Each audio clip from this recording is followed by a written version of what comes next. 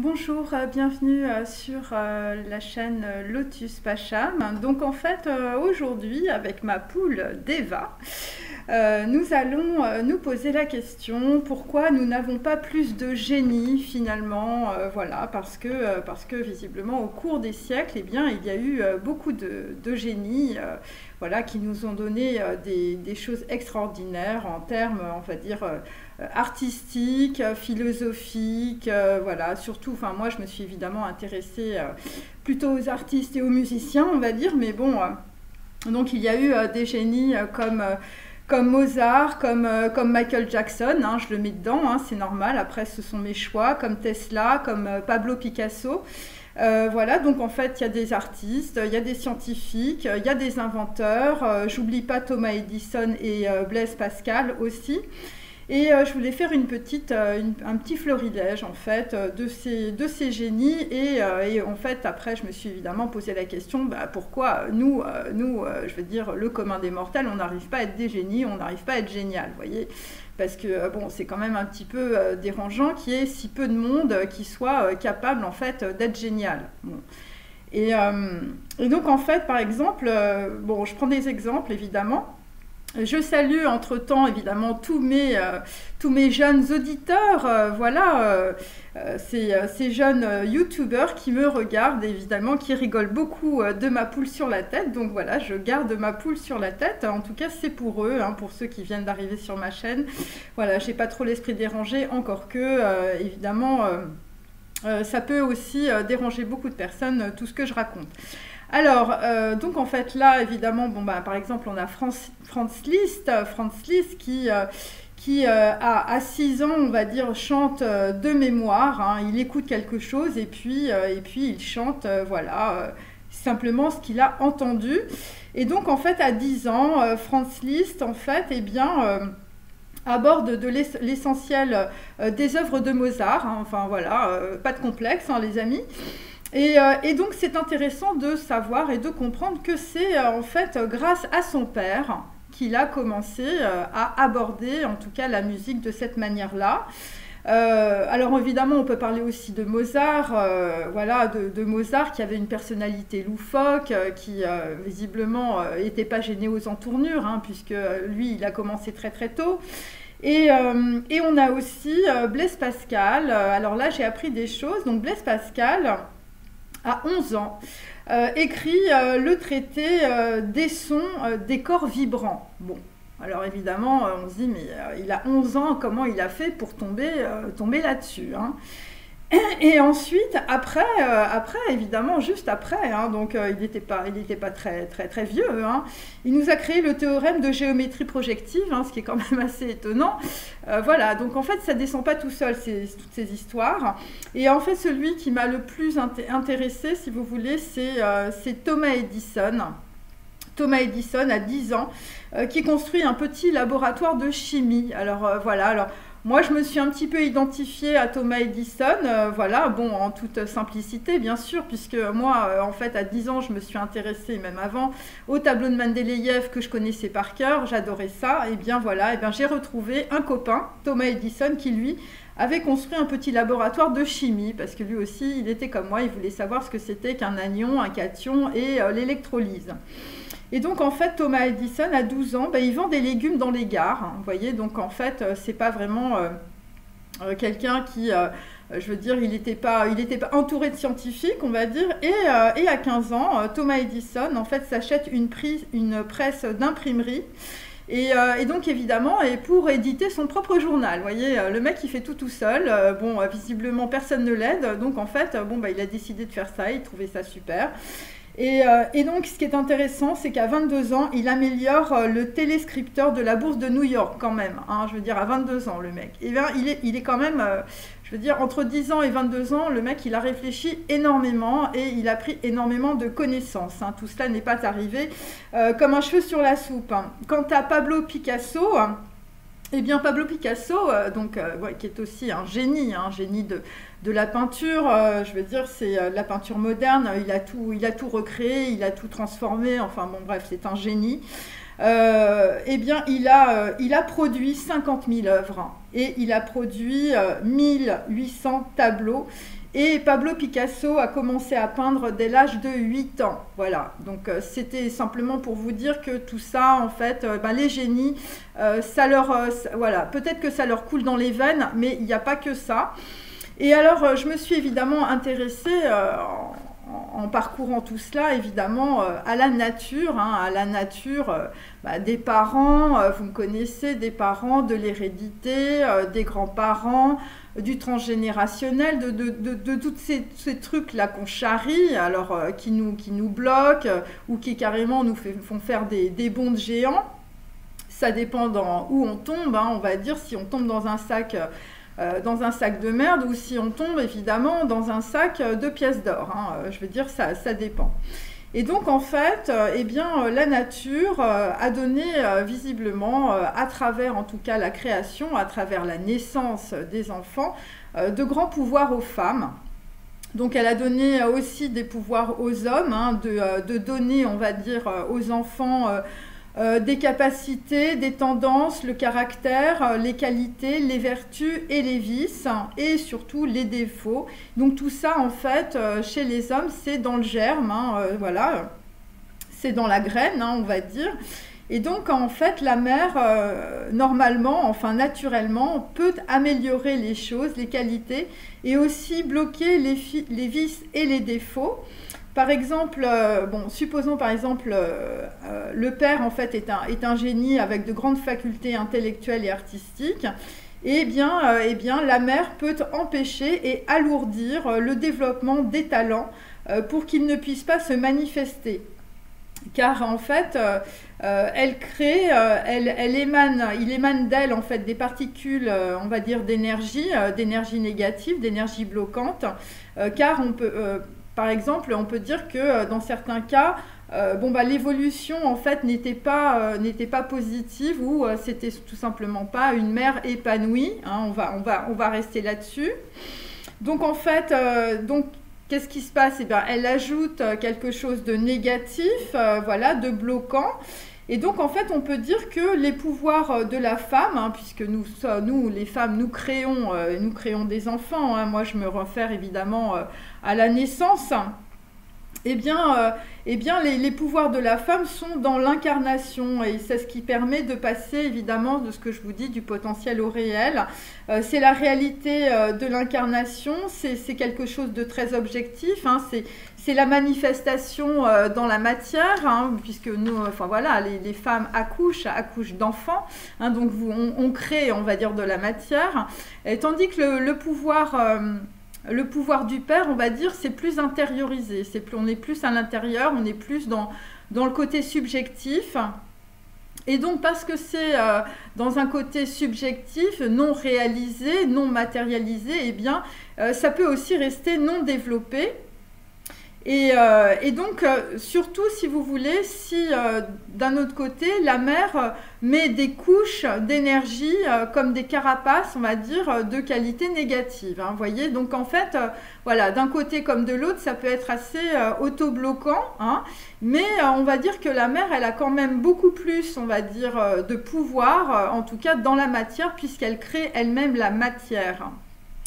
Et cela, en fait, même si le masculin, on va dire les hommes, le père, même si le père a des talents, cela va rester enfoui, voilà, et non manifesté, puisque en fait, pour manifester quelque chose dans la matière, évidemment, il faut avoir ce potentiel de création. Alors ça, évidemment, je l'ai pas lu dans beaucoup de bouquins, surtout les bouquins sur la naissance avec les psychologues et tout ça. Mais quand même, je veux dire, c'est dans la réalité, c'est des choses qui existent. Les enfants, en fait, sont portés pendant 9 mois par des mères, par des femmes, et pas par des hommes. Bon, même si il y a des gens qui veulent essayer avec des hommes, il n'empêche que, voilà. Et donc, en fait, à travers cela, à travers le pouvoir du père et de la mère, l'unité, on va dire, dans la matière de l'homme et de la femme, eh bien, on parle souvent en fait d'hérédité, hein. Donc voilà, ça je vous en parle beaucoup aussi dans mes cartes. Voilà, il y a des comportements, on va dire, qui se reproduisent d'une génération à l'autre. Il y a des faiblesses, il y a des maladies héréditaires, mais on ne sait pas exactement comment en fait il y a une intelligence cosmique. Alors les yogis vous parlent de grâce, hein, de grâce divine, et donc en fait c'est une forme de classification ordonnancielle du principe masculin et féminin, voilà, avec des pouvoirs féminins qui sont vraiment des pouvoirs de création, de la manifestation, on va dire, dans la matière. Donc pour le plan de manifestation objective, bon ben voilà, on a compris, c'est le rôle de la femme, car en fait la matière qu'elle donne est lumineuse et subtile, et donc elle fait le don de la vie, c'est la naissance, c'est l'enfantement, elle crée la vie, et donc par là même aussi, elle peut entraver les mauvaises qualités du père dans la matière lumineuse de la procréation. Et souvent, en fait, les tendances que le père a données ne peuvent pas se manifester car le père n'a pas ce principe de matrice et de manifestation de création. Voilà, ça me paraît assez logique, hein, tout ce que je dis. Hein. Donc, voilà, l'homme, il a la graine et puis la femme, elle fait une gestation pendant 9 mois. Donc, voilà, et puis après, il y a la naissance. Et donc là, on va commencer à s'intéresser, si vous voulez, justement à ces fameux 9 mois de manifestation. Hein. Donc on va dire que la femme donne une possibilité aux bonnes qualités de se manifester, évidemment si elle a elle-même en fait ces qualités-là. Voilà. Et évidemment, à contrario, si elle a de mauvaises qualités, c'est-à-dire si elle est en dépression et tout ça, ben évidemment, elle va transmettre à travers, on va dire, les filtres matriciels, ben elle transmettra en fait ces énergies négatives. Donc en fait, c'est le principe de création naturelle de la nature et des lois naturelles. Donc la femme a les pouvoirs de manifestation dans le plan concret et matériel, puisque le corps physique, la naissance, la création d'un être humain est une création objective de manifestation. Oui, c'est un truc qu'on peut toucher. On est bien sur le plan physique, hein, on n'est pas sur l'esprit. Et donc, en fait, on peut dire aussi que la mère peut entraver ou peut donner la possibilité aux tendances de l'homme la manifestation aussi sur le plan physique. Donc en fait, c'est la mère, si vous voulez, qui gère ces histoires de tendance, ces histoires de qualité, ces histoires de vertu et aussi évidemment toutes les qualités et les défauts d'un homme. Vous voyez, c'est un petit peu ça. Bon, après, ça peut choquer certains, mais en l'occurrence, voilà, c'est des lois physiques et c'est des lois chimiques, hein, mes amis. On n'y peut rien. Je parle surtout pour les hommes. Donc la mère doit faciliter la manifestation par son caractère et son évolution et ainsi que ses vertus.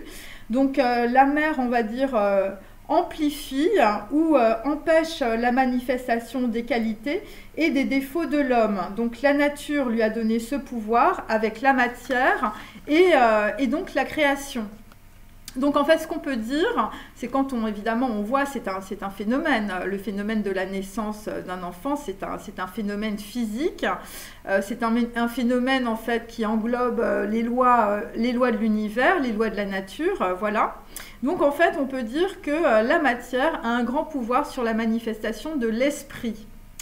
Alors un exemple, par exemple, voilà, donc en fait vous avez, on va dire, une personne avec un cerveau qui part dans tous les sens, un cerveau complètement délabré, et donc en fait, eh bien, son esprit, son être intérieur, son soi, ne peut pas se manifester à travers son cerveau, car la nature, la matière du cerveau n'est pas configurée pour que les manifestations de l'esprit, les qualités, puissent exister dans la réalité. Alors, c'est pour ça, si vous voulez, alors évidemment, ça paraît un petit peu abscon ce que je dis, mais c'est vrai que, enfin, je veux dire, quand vous êtes perturbé, quand vous êtes dépressif, quand ça ne va pas du tout dans votre vie, enfin, je veux dire, ou tout simplement vous avez des faiblesses physiques, des faiblesses psychiques, eh bien, c'est vrai que, bon, bah, l'esprit, il ne peut pas se manifester d'une certaine manière. Hein. C'est un peu comme si on était sur, enfin je veux dire, quelqu'un qui avait du mal à se déplacer. Vous voyez, ben Dans le cerveau, bah, si votre cerveau il marche pas bien, et ben c'est clair que vous avez du mal, hein, votre esprit ne peut pas se manifester dans la matière.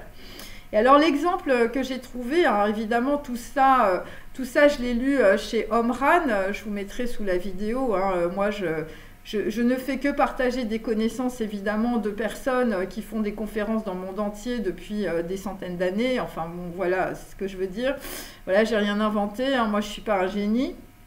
Et donc, en tout cas, par exemple, vous avez un pianiste, voilà, ou un musicien, le mec, il est virtuose. Le mec, c'est vraiment un type extraordinaire, hein, comme Liszt, voilà, comme Pablo Picasso, comme tous ces gens-là. Voilà, bon, eh bien, vous donnez un piano désaccordé à un génie, voyez, ou un piano carrément cassé, un piano qui fait des fausses notes. Eh bien, il ne peut pas manifester sa virtuosité. Ça paraît logique. Et bien, avec le cerveau, c'est pareil. Si Pablo Picasso n'avait jamais eu de pot de peinture, de toile et de pinceau, eh bien, le mec, il n'aurait jamais pu faire toutes ces toiles. Ça paraît assez logique. Et donc, en fait, ça reste en fait dans l'intériorité d'un être humain. Vous voyez? Et c'est ça. Et ça, en fait, ça peut se développer. Enfin, justement, ça ne peut pas se développer. Et en fait, ce phénomène, en fait, il peut être dans beaucoup de personnes parce que, en fait, on ne vous donne pas à la naissance des capacités qui vont vous permettre, en fait, de développer justement cette virtuosité que vous avez, hein, cet esprit, voilà. Et donc, en fait, quoi que vous fassiez, voilà, vous n'arrivez pas, en fait, à manifester ce que vous voulez dans la matière.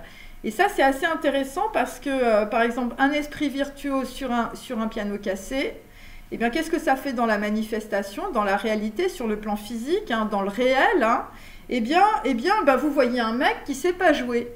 Tu te dis, mais attends, mais qu'est-ce que tu glandes là, tu nous fais des fausses notes, voilà, on ne comprend rien à ce que tu fais, ça part dans tous les sens.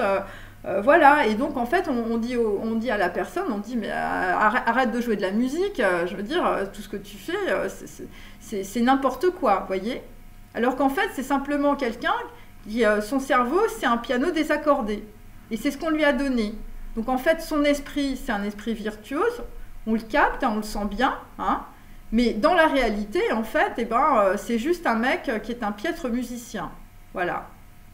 Et ce que l'on peut dire, c'est que beaucoup de choses, en fait, sont entravées dans la manifestation, dans la réalité, à cause de la matière et à cause de l'hérédité. Et donc, en fait, on peut comprendre aussi que c'est bien deux choses différentes, la matière et l'esprit. Donc, si un piano est parfaitement accordé, mais si, on va dire, vous avez un esprit, on va dire, du casque, hein, pour pas dire carrément idiot, ou tout simplement, en fait, on vous a laissé pendant des centaines d'années toute votre hérédité, vous étiez dans l'ignorance, en fait, les deux choses sont liées aussi, et les deux choses sont vraies.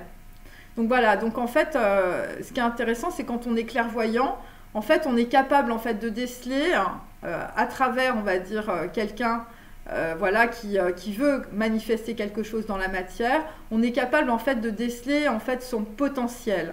Voilà, et c'est ça qui est intéressant. Mais on va dire qu'il y a quand même beaucoup de gens, c'est pour ça qu'on n'a pas autant de génies que ça, et parce qu'il y a beaucoup de gens qui sont entravés en fait par des pianos cassés qui se transmettent de génération en génération. Voilà, j'espère que j'ai été assez claire pour mes jeunes auditeurs. Donc en fait, pour connaître en fait la réalité de la manifestation, il faut être dans la conscience, il faut être clairvoyant.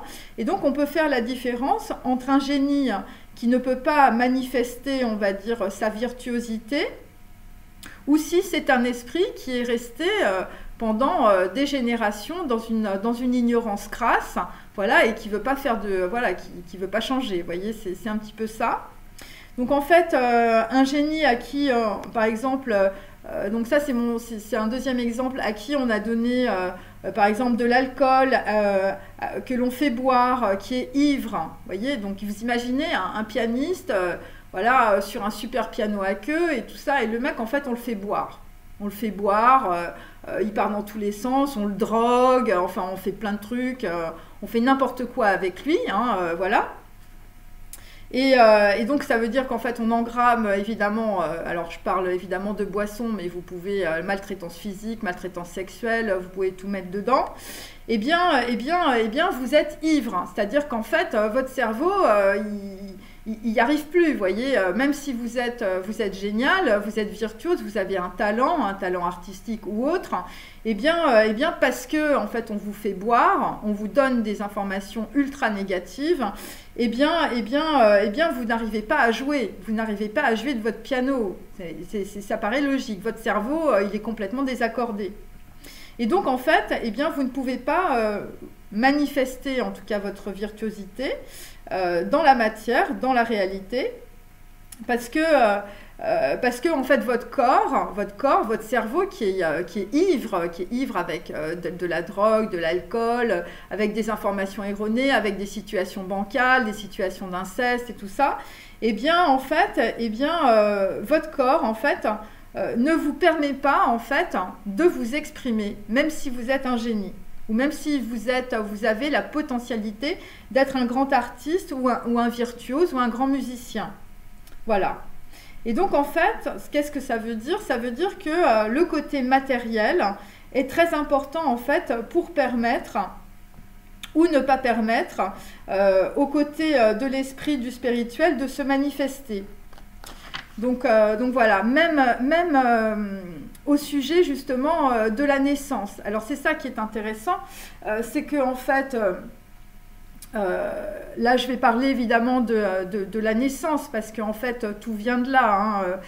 Parle-moi de ta naissance, je te dirai qui tu es. Hein. Je veux dire, les choses sont assez claires.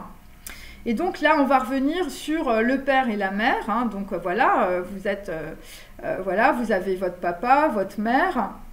Et donc, en fait, pendant votre gestation, donc avant votre naissance, normalement, les parents, ils préparent la gestation, ils travaillent sur l'enfant avec de l'énergie lumineuse. Alors, l'énergie lumineuse, c'est l'amour, hein, bien sûr.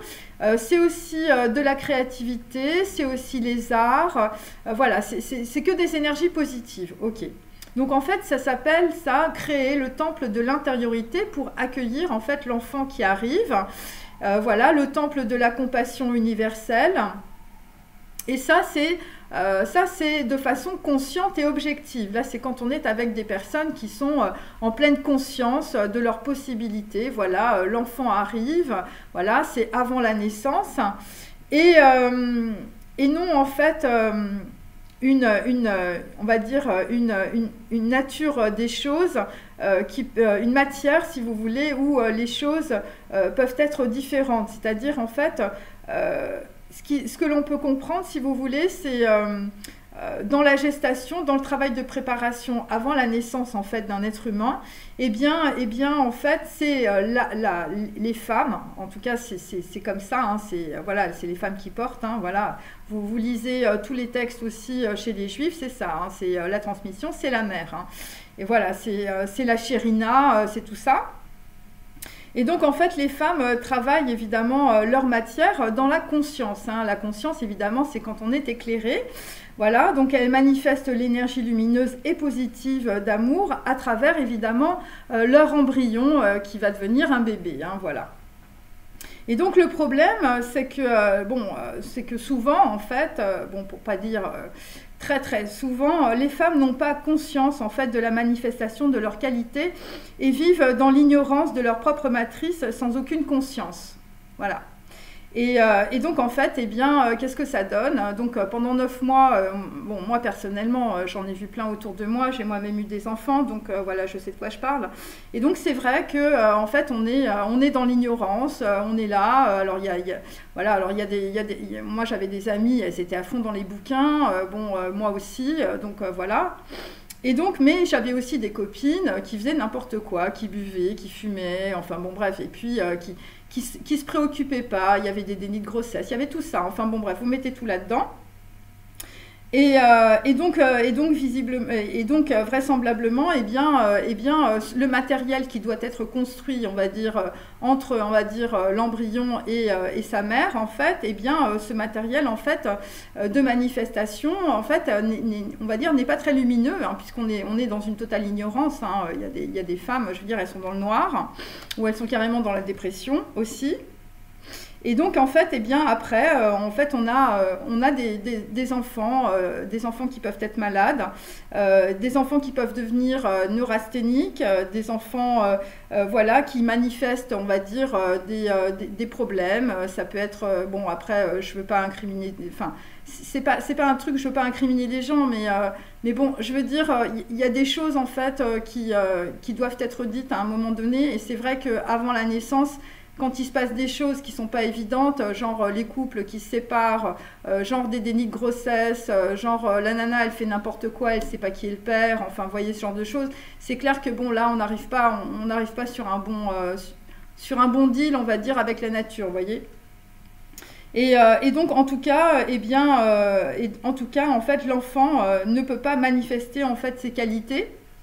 Et donc en fait, souvent on a des enfants, bon moi je vous dis tout ça, je l'ai lu et surtout je l'ai vu. Voilà, j'ai vu la différence entre des enfants qui étaient au Laos dans les villages, hein, on s'en occupait bien, hein, d'accord, et j'ai vu quand même des enfants qui étaient quand même, je veux dire, ils avaient vraiment des problèmes, je veux dire, dans nos sociétés, et donc c'est pour ça que je dis ça, voilà, parce qu'il y a de la bisexualité, il y a de l'homosexualité, il y a des maltraitances, il y a tous ces trucs-là. Je dis pas que les enfants que j'ai vus en fait au Laos sont mieux, je dis simplement qu'en fait il y a une autre culture. Et en fait, bon ben voilà, les femmes elles sont quand même, voilà, c'est comme dans les cultures africaines aussi. Voilà, les mères elles sont quand même assez proches de leurs enfants. Enfin, vous voyez, il y a quand même des trucs qui sont reliés à la terre et nous on est reliés à rien. Voilà, c'est ça que je veux dire. Hein, j'incrimine personne. Et donc souvent en fait on a des enfants qui deviennent voilà, qui se sentent toujours fautifs, ils ont l'impression qu'ils n'ont pas leur place, qu'ils sont un peu malheureux, qu'ils sont souvent un peu déprimés, ou voilà, qui sont un petit peu voilà, toujours au fond de la classe, vous voyez, ce genre de choses. Et donc en fait ça, cette ignorance, hein, le fait de ne pas prendre conscience justement de la matrice, de cette matrice de création, hein, chez les femmes en tout cas, eh bien ça continue depuis des milliers d'années. Hein, depuis des milliers d'années, en fait, on ne vous raconte pas que avant la naissance, voilà, il faut se calmer déjà, il faut être détendu, il faut s'intéresser qu'à des trucs qui sont hyper éclairants, on va dire, hein, voilà. Voilà, même si vous n'avez jamais ouvert un bouquin de votre vie, enfin je veux dire, voilà, 9 mois avant, faut commencer, hein, faut commencer le boulot, hein, mes amis. Hein. Et donc voilà, ça continue depuis des générations, parce que en fait, les femmes sont, voilà, on les laisse dans l'ignorance de cette conscience de la manifestation. Et donc, quand vous étudiez la question de la naissance, vous comprenez tous les comportements déviants, les personnes dépressives, et c'est lié directement en fait à la manifestation de la mère, de ses qualités, des tendances, voilà, dans la matière, voilà. Et en fait, ce qu'elle a aussi projeté quand l'enfant était en gestation embryonnaire dans son corps. Voilà, et donc en fait, alors, si vous faites des projections négatives, voilà, si vous êtes dépressive, votre enfant il va être dépressif, vous voyez.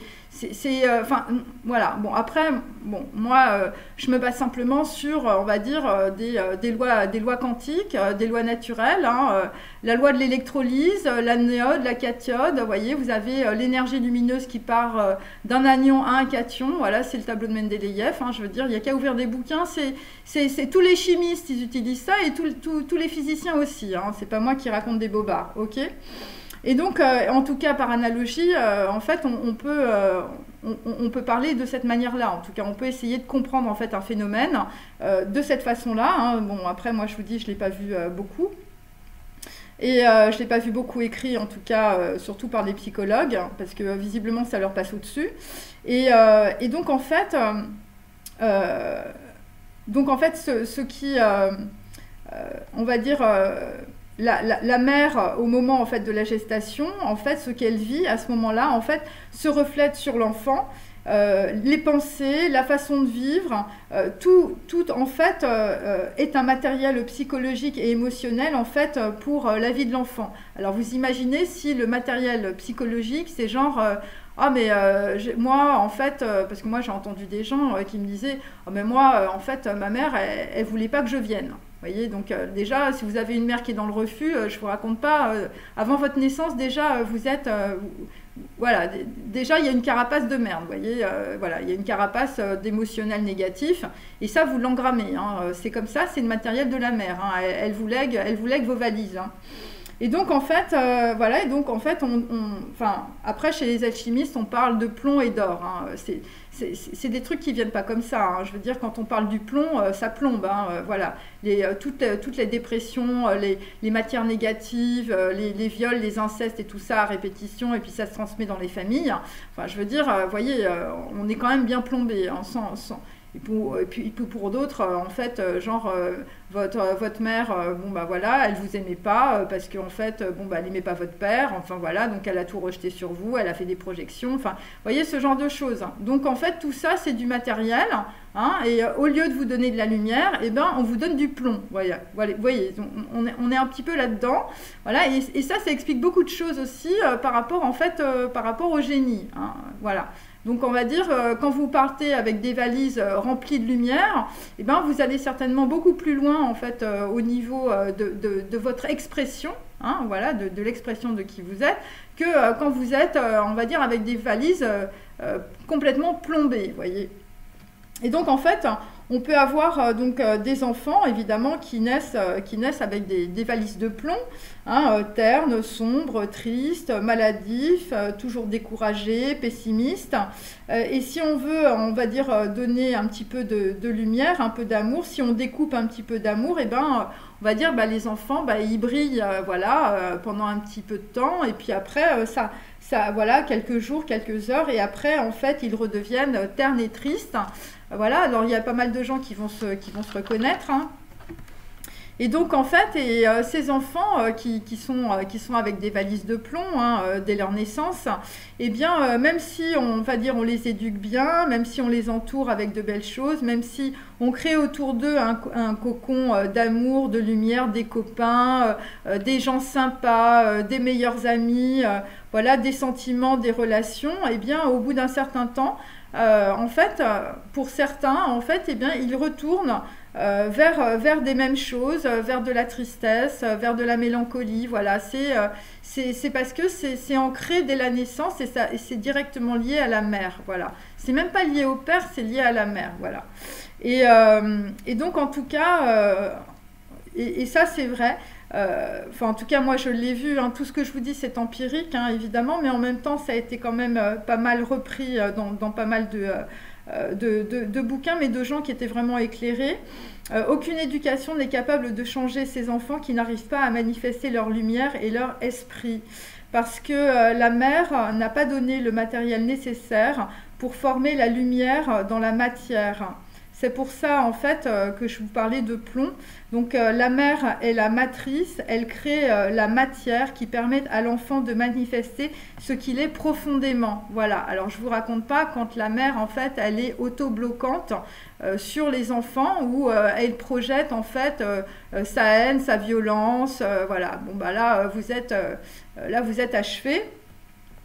Et donc, étant dit que des mères qui vont s'intéresser à on va dire, pendant la période de gestation, on va dire, des choses lumineuses, de l'art, voilà, ou tout simplement, vous avez l'habitude d'être dans un milieu, voilà, où on parle de trucs intéressants, voilà.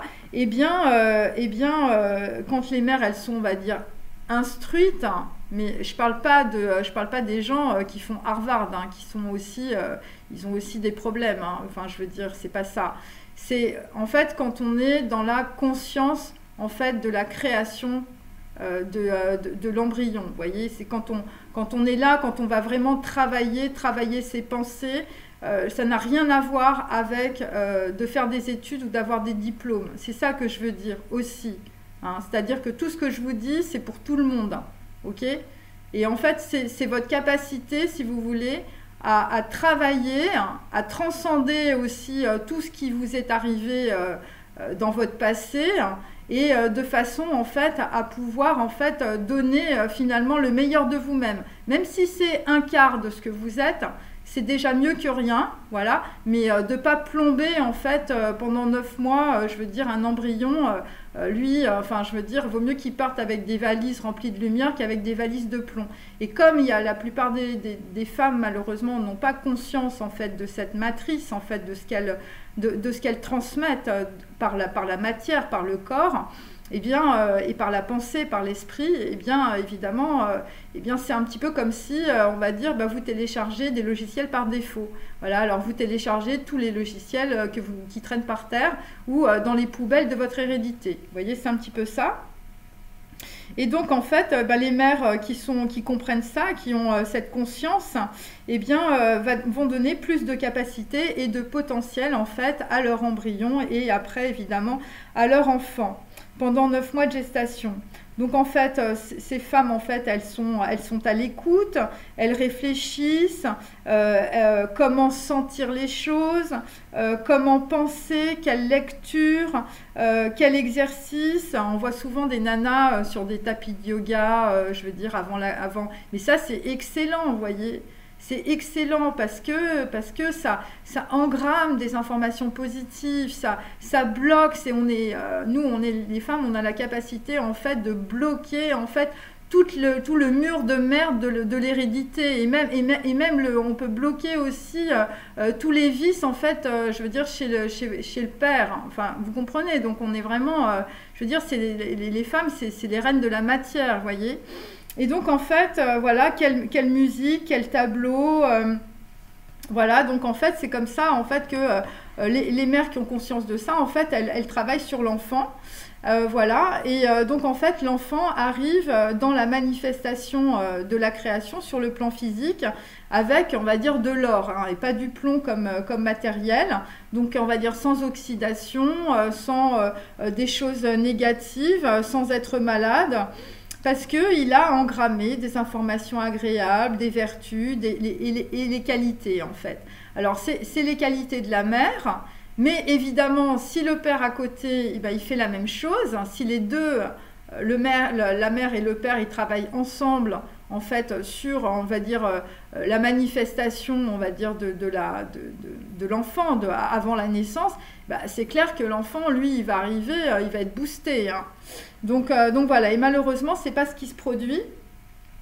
Et donc en fait, c'est un petit peu donc l'histoire de l'or et du plomb, c'est un peu comme une électrolyse en physique, hein, c'est des particules qui se déplacent, hein, vous avez l'anode, la cathode, et donc vous avez des particules qui passent de l'anion au cation, hein, évidemment, et donc évidemment ça c'est des électrons, hein, mes amis.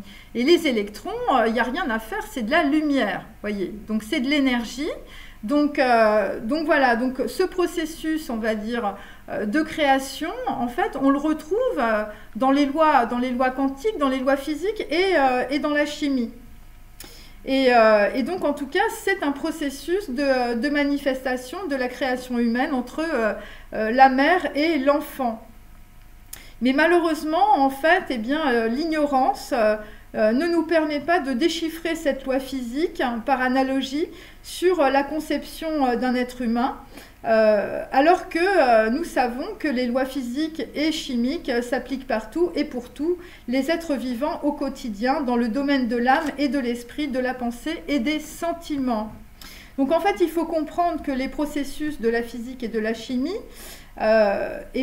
sont présents aussi dans notre corps, donc dans notre processus de création, et ces lois régissent évidemment l'homme et la femme avec la naissance des enfants.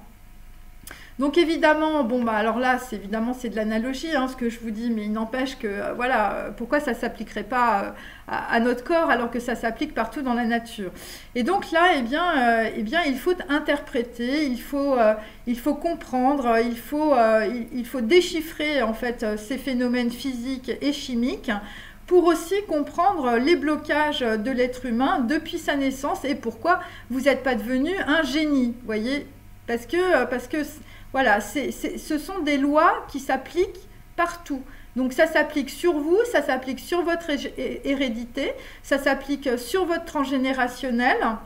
Et donc, en fait, il faut comprendre les lois des particules, des symboles, des comportements, des sentiments de rejet, d'abandon, d'humiliation, comprendre dans quelle solution aqueuse on vous a fait baigner avant votre naissance. Pourquoi vous êtes déprimé, triste, pourquoi des choses négatives, alors évidemment les yogis vous parlent de karma, hein, évidemment, s'accrochent à vous, et bien tout ça c'est de l'ignorance, voilà, et la souffrance, eh bien la souffrance est mère de l'ignorance, voilà, c'est comme ça, et donc en fait, eh bien vous téléchargez des logiciels, ou votre mère elle a téléchargé des logiciels par défaut, elle a téléchargé les logiciels de tout votre arbre généalogique, voilà, la loi des ancêtres s'est appliquée à elle, hein, et elle s'est pas dit, bah tiens, moi je vais décider de prendre un autre logiciel, je vais pas faire comme tout le monde, je vais faire différemment, et c'est pour ça que souvent on a des gens génies ou des artistes, hein, des gens un peu loufoques, comme moi avec ma petite poule sur la tête, vous voyez, et ça vient de là en fait, c'est-à-dire que y a des gens qui osent essayer de changer les choses, voilà. Et donc en fait c'est le matériel en fait qu'on vous a donné à la naissance, hein, ces valises de plomb, hein, et donc à votre naissance et en fonction on va dire des qualités, des pensées, des sentiments de votre mère, du matériel émotionnel, eh bien vous vous êtes construit un système psychique, des conditionnements, des projections du mental, parce que la matière est trop douloureuse. Alors évidemment, quand vous avez engrammé que des trucs négatifs, que des trucs de rejet, quand on ne vous a pas donné votre place dans la famille, voilà, ou pendant 9 mois, votre mère, elle a fait n'importe quoi, elle a bu, elle ne sait pas qui est le père, enfin, vous voyez ce genre de truc, eh bien, c'est clair que c'est très, très douloureux. Et donc, qu'est-ce que vous faites, vous, quand vous êtes enfant, déjà, vous allez faire des projections, vous allez rêver votre vie, vous allez déjà être sur la dualité du mental, vous allez être sur la schizophrénie, parce que votre corps, ce qui vous engramme, votre vécu, votre mère, ce qu'elle vous dit ou ce qu'elle a pensé de vous quand vous étiez dans son ventre, eh bien c'est beaucoup trop douloureux pour vous, et donc en fait vous n'êtes pas incarné. Voilà, c'est ce que ça veut dire. Voilà, parce que c'est le plomb, c'est le rejet, c'est l'abandon par rapport à un capital lumineux, un capital d'amour que l'on ne vous a pas donné, parce que ça fait tout simplement des générations que les gens vivent dans l'ignorance, dans les dépendances, dans les vices, dans les relations de soumission, dans la violence, dans la haine, dans l'alcool et dans la drogue. Mais aussi parce que vous comprenez tout cela, vous devenez un être conscient et éclairé. Vous avez la possibilité de dire non, voilà, vous avez la possibilité de dire stop, hein, vous allez dire bon bah c'est bon, pendant des générations ils ont vécu avec des logiciels téléchargés dans des poubelles, moi j'ai pas envie de ça, moi je veux de l'or, voilà, moi je veux un truc, je veux que mon verre il soit rempli à ras bord et que l'eau soit cristalline, hein, vous voyez, vous voulez pas le pipi de vos ancêtres. Voilà, donc en fait, voilà, vous avez la possibilité évidemment de vous cultiver. Il y a tout sur Internet. Vous commencez par Wikipédia, vous faites un petit cahier. Voilà, vous avez la possibilité de regarder de belles choses, de vous entourer en fait de personnes qui ont la même ambition que vous, hein, et de s'entourer de bonnes personnes, de personnes qui sont lumineuses, qui ont, on va dire, un esprit, on va dire, voilà, un esprit lumineux, ou qui sont peut-être un petit peu, voilà, ça vous change, ça vous sort de vos blocages mentaux. Eh bien, ça c'est très très important, hein. Il ne faut pas rester dans l'eau croupie de vos ancêtres, hein, ou peut-être d'un cercle relationnel, je veux dire totalement consanguin. Eh bien, vous avez la possibilité de choisir la lumière et d'être dans la liberté de vous choisir grâce à la force de la volonté et à la désidentification de tous les schémas de comportement ancestraux. Si vous devenez conscient à vous-même, vous comprendrez que l'esprit est plus fort que la matière quand il est éclairé par la connaissance de soi. Puisque votre lignée vous a engrammé dans le plomb, hein, on vous a laissé des logiciels téléchargés dans des murs de merde, par de l'ignorance, beaucoup de médiocrité, eh bien vous êtes seul maître à bord de votre vie. Voilà, votre vie n'est pas celle des autres, votre vie, vous n'en avez qu'une, hein, et elle est pour que vous manifestiez dans la matière qui vous êtes et surtout vos talents. Même si vos parents, même si vos grands-parents, si vous en avez ou si vous n'en avez pas, même si vos ancêtres ont été défaillants et ignorants de la création, de la manifestation, vous pouvez devenir qui vous êtes, voilà, en traversant avec courage et beaucoup de travail le mur de merde que l'on vous a légué. Donc voilà, ça s'appelle de l'alchimie ou ça s'appelle être un alchimiste, hein. Je vous recommande le livre de Paulo Coelho. Voilà, c'est la transformation du plomb en or et ça passe par la lumière, la compassion et l'amour inconditionnel. Vous n'avez besoin d'aucune identification, hein, c'est pas la peine de vous identifier, pardon. Je veux dire, voilà, à ce qu'a fait vos parents, à vos titres, à tout cela. C'est pas la peine de vous identifier aussi à la dépression de votre mère, à l'ignorance crasse de votre père. Vous avez la possibilité d'être vous-même, en tout cas à cet instant précis. Voilà, bon bah écoutez, j'ai terminé cette petite capsule qui a été un petit peu longue. Voilà, bah écoutez, j'espère que ça va vous faire avancer, ça va vous éclairer. En tout cas, ma poule et moi, on est là pour ça.